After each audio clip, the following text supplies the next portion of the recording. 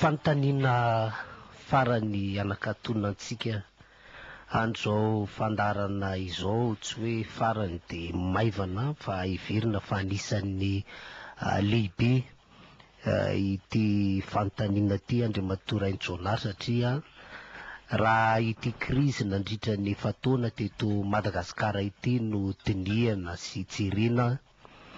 de nanandrana niditra antsehatra nama nanelanelana nandamina ny karazana sehatra maro ifandresantsika lava be teo ny hoe fanelanelana fampihevanany nataony vahiny hatramin'izao tsy hitany valiny de nisy fiteny moa tany aloha tany hoe alao vaniny malagasy amin'ny malagasy ty raharaha ty de niditra antsehatra amin'ny malagasy any farana tamin'ny nitondro zotra iny tsy hitany nefarany niditra antsehatra ny fiarahamonim-pirenena maro ny konosike nisy karazany maro niditra antsehatra ny CSC faraparany teo ny FFKM nanandrana niditra antsehatra koa za mony teo anivo ny folo alin-danana tevina an'izany tsy namoaka ninina ny fivoriana andriamatoa Rainijaonary anisan'ireny le hoe fivoriana mikatona na conclave natao teny amin'ny CCI vata amin'ny 3 jona satria ny olona nambara sy nampiomanina hoe tsy maintsy mamaha olana tsy mivoaka eny raha tsy mivany olana de nefa ny zava-nisy de ny olana nentina niditra ihany no nentina nivoaka tao aorinan zany conclave zany. Ny FFKM moa anisan'ny niditra antsehatra atevitra be nandeha momba nyity fidirana antsehatra ny FFKM ty nanao ny fanelanelana tamin'ny 3 Mai no nambary zany ary atreto de nijery nrehetra hoe inona ny farany fanomboany zavatra nataon'ny FFKM iny misy ny mbola mitodika any amin'ny FFKM ny aminy hoe ahoana no hotoy an'ireny dingana nataony reny namoaka fanambarana moa ny FFKM faraparany teo zany hoe ny 1 jona nanasa ny filoha efa mianaka hiara ikondoa aminy na de tsisy daty sy toerana mazava za moa mikasika an'izay andriamatoa Rainijaonary de misy any tsy litsofina mandeha hoe toany Anosibe no anatanterahana an'izany feonan'izany amin'ny 7 sy ny 4 ny Jolay de mametraka fanotaniantsika eo anatrehan'izany rehetrarehetra zany hoe tena amaolana tokoa ve andriamatoa Rainijaonary le hoe hiditra amin'izay fampionana anazy efa mianaka zany ny FFKM ary raha tanteraka zany fionany zany inona ny tokony ho ataon'ny FFKM mba tsy rava maina indray ny fampionana satria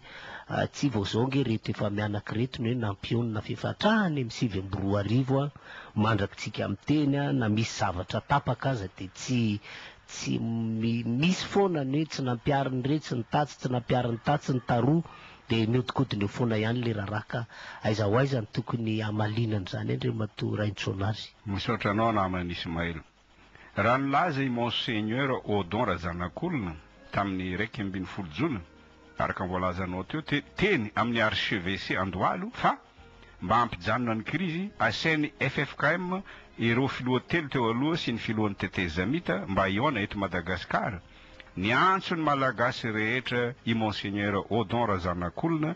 mba hivavaka ho tanteraka izany fampionana izany. Ny antso ny tompon'andraikitra rehetra politika koa izy mba samy ezaka anatanteraka an'izany diniky ny samy malagasy izany. Nenjeny ireo kandidara BKS foana ny FFKM nasaina ny verina any am-piangonany fa tsy hitsabaka amin'ny raharaha politika notondroina ho tsy manaja ny laïcité de l'État no ampangaina ho nanao coup d'état théologique pasisa namany Ismael no tsy natao tamin'ny FFKM kanefa aiza izao raha nataony reptilien mahalala ny anarany ireo mpanao politika voatery mitodika amin'ny FFKM ihany satria ny FFKM no ray aman-dreny eto amin'ny tanàna. efa nisy antokon'olona niantso ny FFKM hiditra antsehatra indray tamin'ny 420 mai dia ny GEC groupe éclaireur de contact sy ny CSGCEM confédération des syndicats des grands corps de l'État ary vao maika ny mihamaro ny fikambanana miantso ny FFKM taoriany le fivoriana mikatona natao teny amin'ny CCI vato tamin'ny 3 jona fivoriana nambara ho fanantenana farany kanefa ny ravamaina zava-dehibe ny FFKM manaiky anao ny fampionana tokony isorana sy omena hery ireo filoam-piangonana efatra fa tsy toraham-bato indray mety amaolana ve ho ianao ny fampionany FFKM ny filo efatra araka ny fandiniako iravamaina indray ny FFKM raha ny fomba fiasany taloha ihany no mbola tohizany dia manaiky tsindrin'olona avy ity ivelany raha tia omby ny FFKM misy fepetra 5 farafahakeliny tsy maintsy tanterahany fepetra voalohany milazanao fampihavanana ny FFKM raha tsopo izy efatra mirahalahy fa tsy mihatsara velatsy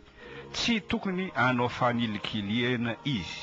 remantsy fa tsy manaiky izany fampionana izany ny masovoy frantsay raha atao eto Antananarivo ny dinika fa tokony atao any amin'ny toeran-kafa any Nosbe na any Sainte Marie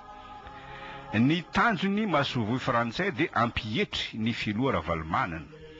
oka zava koa fa za tsy momba ny filoha ravalimanana fa fijery tsy miangatra no ataoko fa nilikiliena izany satria raha atao eto Antananarivo ny fionana olona manaliny no itsaina ny filoha ravalimanana eny vato dia tsy tiany masovo frantsay dia asaina manao fampitahorana tahaka izao ny gazety mpitondra ny teniny masovo frantsay tsy mety raha atao eto Antananarivo ny fionana satria misy mifofo ny endra valimanana mety isy korontana raha tonga eto Antananarivo izy sy ny sisa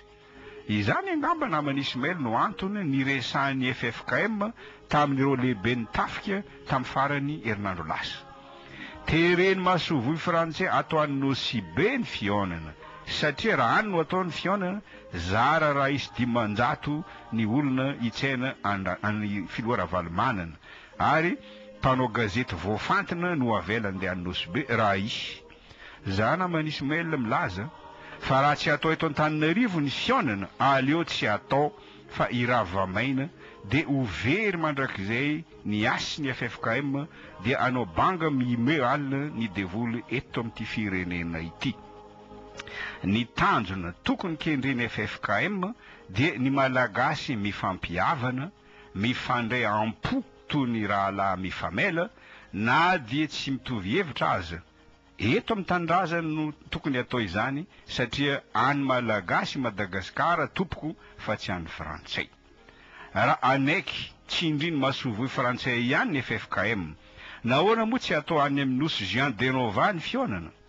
amizay mantsy raha any no atao ny fionana ny vorona verovero ihany no itsaina andravalimanana ary tsisy mpanao gazety afaka ankany amin'ny nosy juin denova